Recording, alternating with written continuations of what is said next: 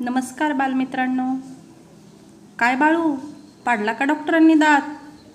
छा, डॉक्टर काय माझे दात पाडतात, मीच त्यांचे दात पाडले.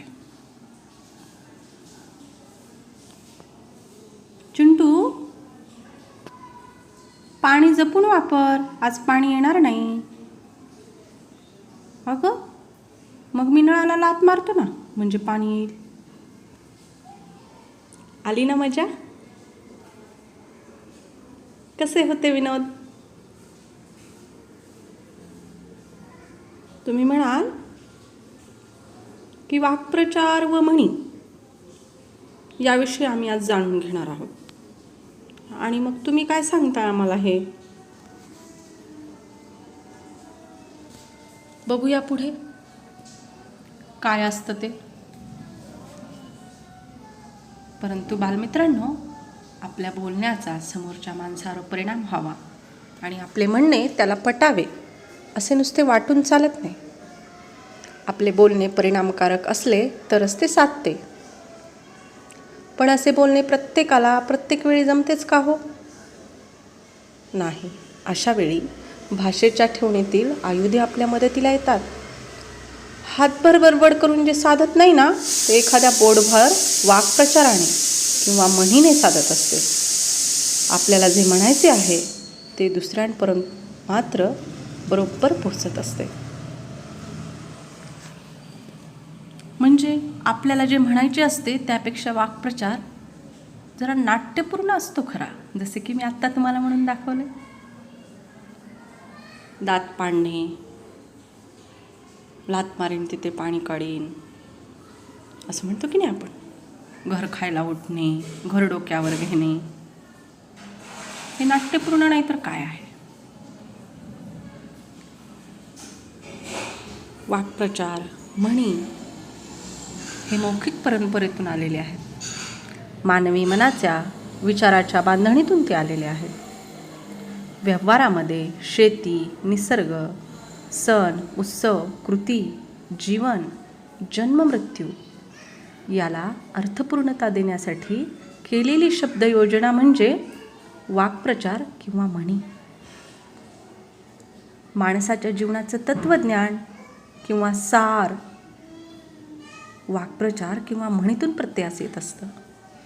वाक्यांना असणारे अर्थ, व्यंग, रूढी व रीतिरिवाजानुसार परंपरानिष्ठ संकल्पनेतून आलेले असतात. रेल्वेला 2 डबे असतात की नाही? रेल्वेला 2 डबे जोडले जातात तेव्हा रेल्वे धावते, बरोबर? तद्वतच माणसाचा कार्यकारण भाव आणि स्वभाव यांना जोडणारा दुवा म्हणजेच वाक्प्रचार आणि म्हणी, ज्याचा आपण मराठी भाषेत वापर तर करतोच, लेखनात करतो, संवाद भाषेत करतो, बोलण्याच्या भाषेत करतो, दैनंदिन जीवनातही करतो. आणि ही आवश्यक असणारी गोष्ट आहे.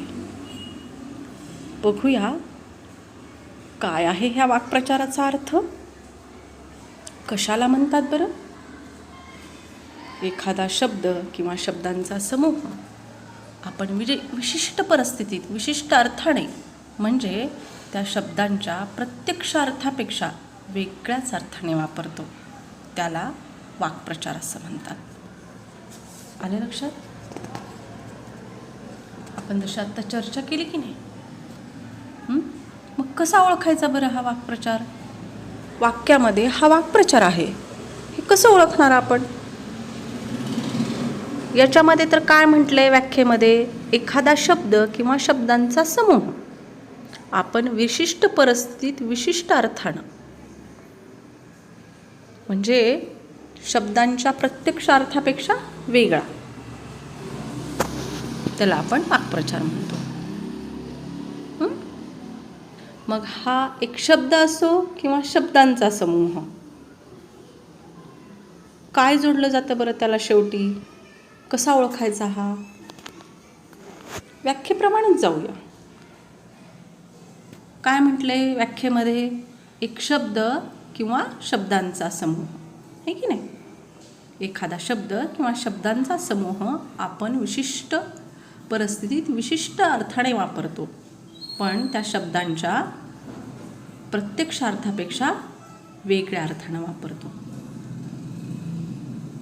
बघा इथं दिलंय, पोटात कावळे ओरडणे, पायांचे तुकडे पडणे, बोबडी वळणे. ओरडणे, पडणे, वळणे, अजून आहे पाहणे, बसणे, ओळखणे, आहे की नाही. ही सगळी काय आहेत? क्रियापद आहेत. पण ज्याला शेवटी क्रियापद असतं की नाही शब्दांच्या समूहाला, ते म्हणजे नेनी जोडलेलं असतं. परत ते म्हणजे काय असतात? वाक्प्रचार असतात. ते म्हणजे काय असतात? वाक्प्रचार. कळली आता खूण? जाऊया पुढे. विद्यार्थी मित्रांनो, वाक्प्रचाराचा अर्थ सांगावा लागणे हे विनोद समजावून सांगावा लागण्या इतकंच उदास करणारं असतं. भाषेचा छान वापर करणारी अनेक माणसं आपल्या भोवती असतात. त्यांचं बोलणं लक्षपूर्वक ऐकलं आणि चांगले साहित्य जर आपण भरपूर वाचलं तर आपल्यालाही अर्थ संदर्भाने कळत जातो आणि मग आपल्या डोक्यामध्ये काही गोष्टी फिट्ट बसतात आणि मग त्याचा वापरही आपण करू लागतो. वाक्प्रचाराचा अर्थ कधी शब्दशः घ्यायचा नसतो बरं का, हे पक्क लक्षात ठेवा. बघा उदाहरणार्थ, डोळ्यात तेल घालून लक्ष दे. मी काय म्हटलं? डोळ्यात तेल घालून लक्ष दे. असं म्हटल्यावर काय लगेच तेलाची बाटली शोधायची का? तर ती तेलाची बाटली शोधायची नसते. डोळ्यात तेल घालून लक्ष दे याच्या मागील काय भावना आहे बरं? त्यामागील भावना आणि त्यातून जे सुचवायचे असते तेच आपण समजून घ्यायचे असते. म्हणजे अतिशय लक्षपूर्वक ते बघ असा त्याचा अर्थ होतो. म्हणून आता मी जे वाक्य वाचणार आहे की नाही त्याचा तुम्ही शब्दशः अर्थ घ्यायचा नाही. आणि तुम्हाला मगाशी सांगितल्याप्रमाणे काय बघायचे? वाक्प्रचाराला शेवटी काय असतं? कशाने जोडलेलं असतं? क्रियापद जोडलेलं असतं. वाक्प्रचाराला शेवटी क्रियापद जोडलेलं असतं. बघूया. अगोदर नोकरी मिळवण्यासाठी जोडे झिजवावे लागतात आणि नंतर तो टिकेल की नाही या भीतीची टांगती तलवार असते. त्यापेक्षा स्वतंत्र व व्यवसाय करावा हे उत्तम. आला लक्षात अर्थ?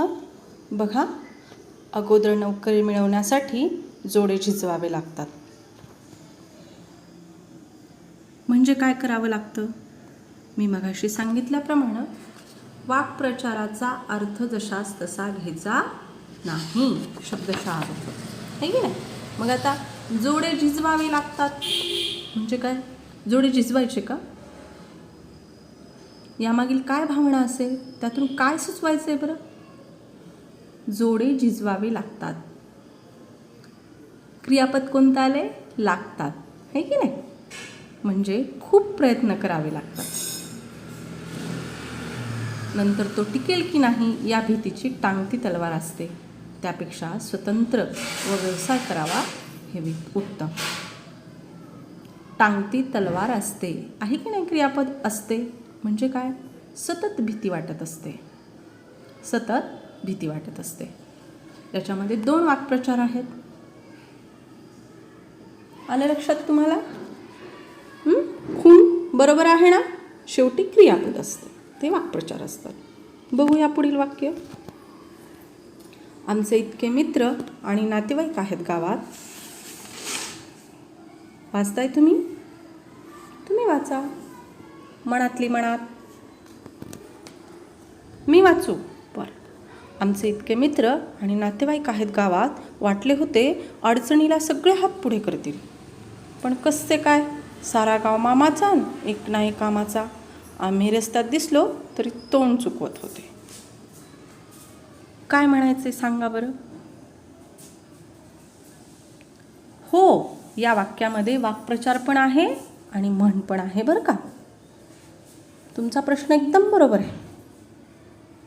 पाहूया बरं, कुठे आहेत क्रियापदं? वाटले होते होऊ शकतं का वाक्प्रचार? अडचणीला सगळे हात पुढे करतील. हात पुढे करणे आहे की नाही वाक्प्रचार. आणखीन कसले काय?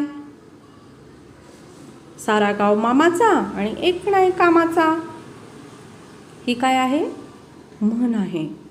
ही काय आहे? म्हण आहे. काय सुचवायचं ह्याच्यातून? सगळेच आपले आपले, पण वेळेला एकही नाही कामाचा. हा मामा, तो भैया, तो काका, आहे की नाही. आम्ही रस्त्यात दिसलो तरी तोंड चुकवत होते. क्रियापद आलं होते. बघा, म्हणीमध्ये क्रियापद येतं का? नाही, हो की नाही. म्हणून तोंड चुकवणे हा वाक्प्रचार होऊ शकतो. या वाक्यात हात पुढे करणे, तोंड चुकवणे हे 2 वाक्प्रचार आहेत. आणि सारा गाव मामाचा आणि एक नाही कामाचा. आता तुम्ही म्हणाल की म्हणी पण ओळखायला शिकल्या पाहिजेत ना, हो की नाही. म्हणी ह्या सतत वाचनाने आपल्या बोलण्यात येत असतात, सतत ऐकण्याने. मराठीतली ती एक संग्रहवृत्ती आहे आणि ती आपण सतत वाचून आपल्याकडे संग्रह करायचा असतो आणि ती योग्य ठिकाणी वापरायची असते. म्हण ही अशी गोष्ट आहे. बघा विद्यार्थी मित्रांनो, वाक्प्रचार आणि म्हणी हे सगळे भाषेचे अलंकार आहेत. आता पुढच्या वर्गामध्ये तुम्हाला दृष्टांत हा सुद्धा अलंकार आहे. पण त्याहीपेक्षा ती भाषा बोलणाऱ्या समाजाच्या शहाणपणाची श्रीमंती दाखवणारा अमूल्य ठेवा आहे.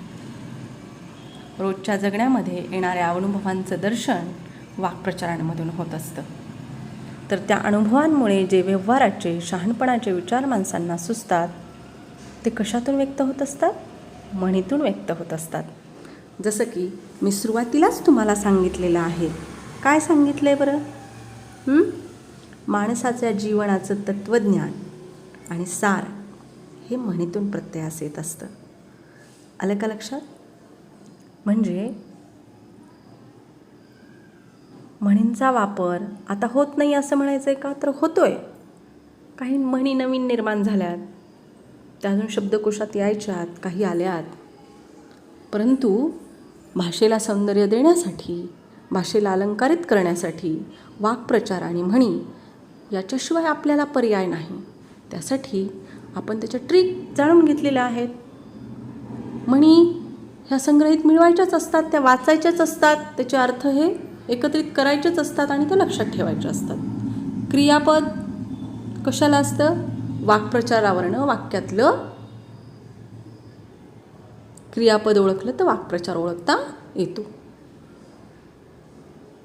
त्यामुळं क्रियापद ओळखूया आणि वाक्यात कोणता वाक्प्रचार आहे तो तयार करूया. प्रत्येक वाक्प्रचाराला शेवटी न असेलच असं आहे का? प्रत्येक वाक्प्रचाराला शेवटी न असतंच, पण वाक्यात ते कधीही तच्या स्वरूपात येतं. तो काळावर अवलंबून असतं, आहे की नाही. आत्ता जे वाक्य बघितलं की नाही, तोंड चुकवत होते, हात पुढे करतील, हा काळच आहे ना. काळावरनं ते क्रियापद लक्षात घ्यायचं आणि तो वाक्प्रचार आहे असं समजायचं नाही, ते पक्कच असतं.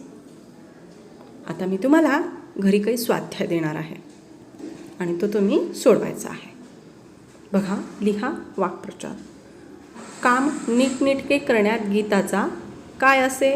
बघा, मला असं वाटते हातखंडा असे.